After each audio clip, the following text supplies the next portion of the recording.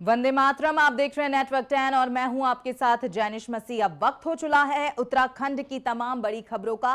पहली खबर की ओर बढ़ते हुए आपको बता दें कि लाखों भक्तों की जो आस्था का केंद्र बद्रीनाथ धाम है, लेकिन अब आस्था के चढ़ावे पर ही लग जाए चोरी का कोई दाग तो सवाल उठना तो लाजमी है। वहीं बद्रीनाथ मंदिर में चढ़ावे की चोरी के खुलासे के बाद न सिर्फ प्रशासन में हड़कंप मचा हुआ है, बल्कि उत्तराखंड की सियासत का पारा भी हाई है। एक तरफ जहां कांग्रेस मंदिर समिति के अध्यक्ष को हटाने की मांग पर अड़ी है, तो वहीं सत्ता पक्ष ने पलटवार कर मोर्चा खोल दिया है। आखिर कैसे एआई और सैटेलाइट से हाईटेक होगी बद्री विशाल की सुरक्षा, और क्या है इस पूरे चढ़ावा कांड का काला सच, देखिए हमारी एक खास रिपोर्ट।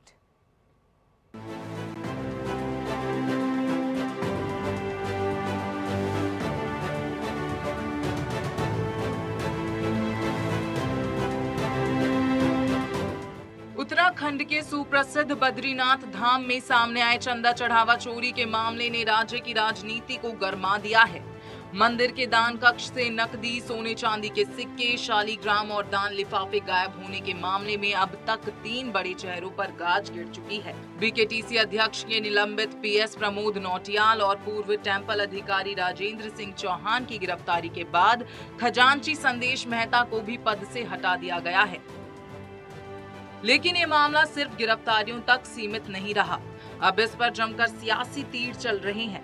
देहरादून में कांग्रेस प्रदेश अध्यक्ष गणेश गोदियाल ने प्रेस वार्ता कर सरकार की नीयत पर गंभीर सवाल दागे और बीकेटीसी अध्यक्ष को तत्काल पद से हटाने की मांग की। उस पर आरोप किया जा रहा है कि ये उसका परिचित था, मेरा परिचित था।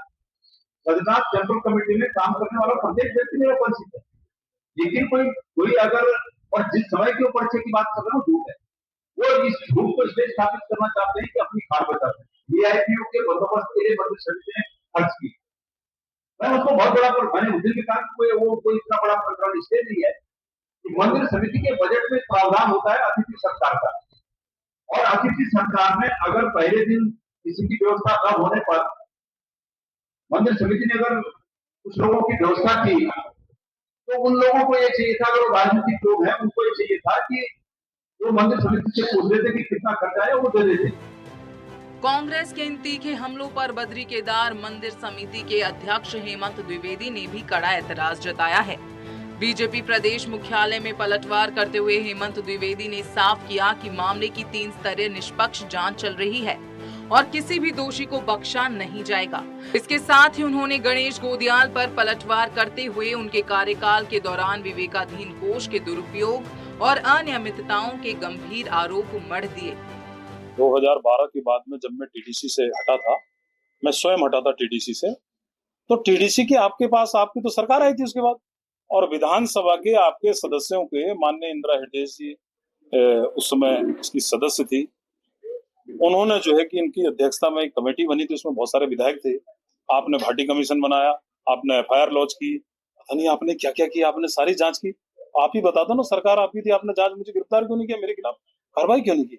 और फिर भी मैं आज कह रहा हूं कि आपके पास प्रमाण है, तो न्यायालय, देश की न्यायपालिका पर तो सबको भरोसा है ना, आप जाइए न्यायालय में। राजनीतिक बयानबाजी के बीच शासन की ओर से गठित 3 सदस्यीय जांच समिति ने 14 जुलाई से अपनी जांच तेज कर दी है। बीकेटीसी ने चढ़ावे से जुड़े सभी वित्तीय अभिलेख और दस्तावेज गढ़वाल मंडल आयुक्त को सौंप दिए हैं। उधर इस घटना से सबक लेते हुए मंदिर समिति ने सुरक्षा व्यवस्था को पूरी तरह से हाईटेक बनाने का फैसला किया है। अब बद्रीनाथ और केदारनाथ धाम की सुरक्षा AI cloud satellite storage system के हवाले होगी। पुराने कैमरों की सीमित स्टोरेज के कारण जहां सिर्फ 13 दिनों का डेटा मिल पाया था, वहीं नई एआई तकनीक से करीब 45 दिनों की लाइव रिकॉर्डिंग सुरक्षित रखी जा सकेगी। फिलहाल सबकी नजरें जांच समिति की अंतिम रिपोर्ट पर टिकी हैं, जो ये तय करेगी कि देवभूमि के इस सबसे बड़े आस्था के केंद्र में सेंध लगाने वालों को क्या सजा मिलती है। Desk report, network 10।